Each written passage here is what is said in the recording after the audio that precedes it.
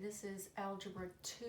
This is section 9.1, and we're studying special triangles. Okay, I'm going to give you a brief overview, and then we're going to work with your worksheet that I sent you home. So make sure you have that available, all right? But first, I'm going to give you an introduction. Okay, we are working with right triangles, which we have been for quite a while because that's trigonometry, right? Triangles. All right, so first we're going to look at our first special triangle. Is going to be a 45, 45, 90 degree triangle. And that means it's going to have a 90-degree triangle. It's going to be a right triangle. And we learned that the acute angles then of a right triangle are complementary. That means they add to 90 as well. So these do as well. But this is a special relationship. Now the reason we can do this, the method that we're getting ready to learn, is because if I have a square, it's formed with right triangles, or with right angles, excuse me, and every side is congruent. When I make the same mark on each side, it means they're the same length. So if this side is 4, then this is 4 and 4 and 4. We know that about squares, all right? Now, if I divide it right down the middle here, I could actually fold them up. If you want to try that, you can cut out a square of paper. It's going to fold up. So since I have split it exactly in half, that means I have divided this 90-degree angle into a 45-degree angle here, 45 here, and 45 degrees here. Now we're not going to be concerned over here. This is just our setup, all right? So we're going to be looking strictly at the triangle formed. That's why we can do it this way. All right, now when we studied that, we saw that each of these sides had to be congruent. Now a triangle with two congruent sides is called an isosceles triangle, and you'll find that in your textbook. Okay, so make sure you look up the definition there. Now, your textbook puts X's here, but we don't really need that. The X makes it a little more complicated than it needs to be. I can assign a value, and the easiest value to assign is 1. So if I say that this side of the square, if you will, but now our triangle is 1, then this side must be 1 as well because it is isosceles. Remember, it came from a square where every side had to be the same.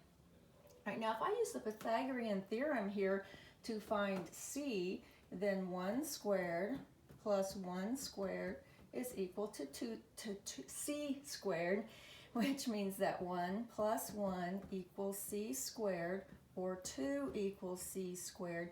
To solve for C, we're going to take the square root. So C is equal to the square root of 2. All right. Now, we have proven it. Now we're just going to memorize it and use it every time. So anytime I have a 45, 45, 90 triangle, I am going to understand that I can place a 1, 1, and a square root of 2. And that's what you see on your special triangle sheet. Right? It must be memorized. We're going to use it from memory very often in the next year or so. But if you forget for some reason, you remember that it comes from a square. You can draw your square, you can split it. It will help you remember it's a 45, 45. You can insert your 1s and calculate the square root of 2. So the hypotenuse is the square root of 2. Now the reason this is so valuable and so helpful then is because I have a memorized formula.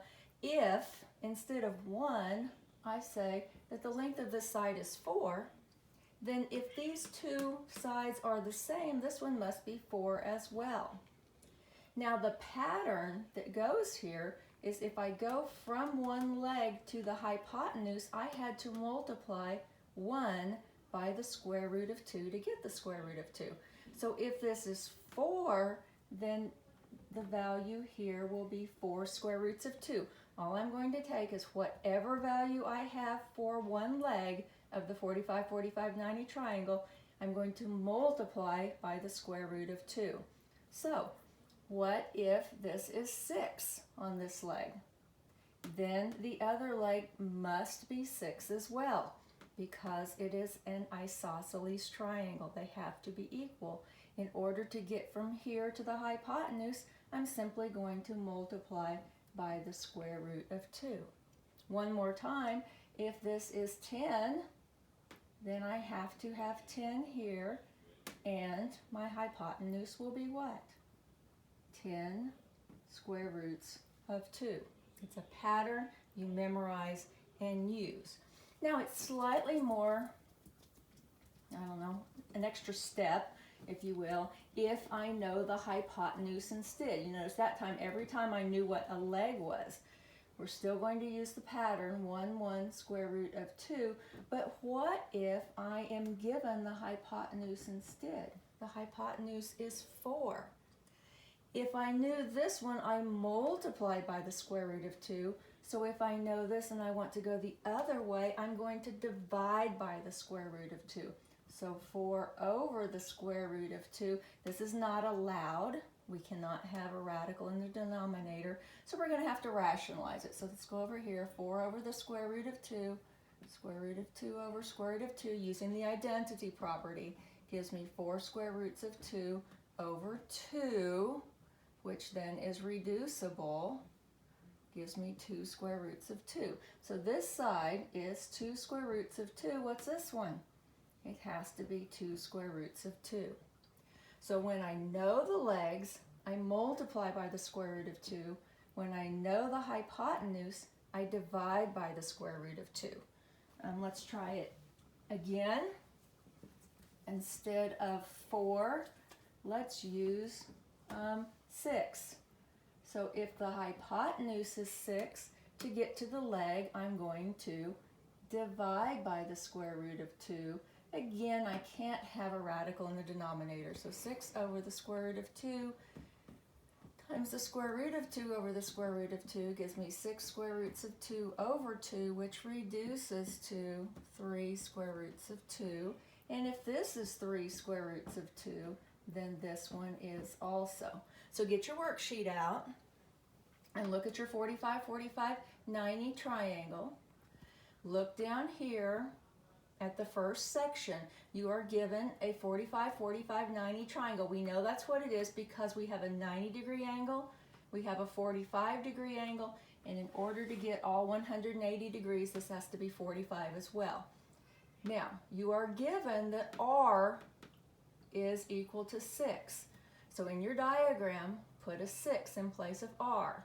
Then pause the video for a minute and complete these first 4 problems. Remember, if you know a leg, both legs are equal to each other, and multiply by the square root of 2 to get the hypotenuse. If you know the hypotenuse, then divide by the square root of 2 to get a leg, and they'll be congruent. Okay, so you have that worksheet. Do it real quickly, and then come back and we will work it out together. Okay, so pause the video now.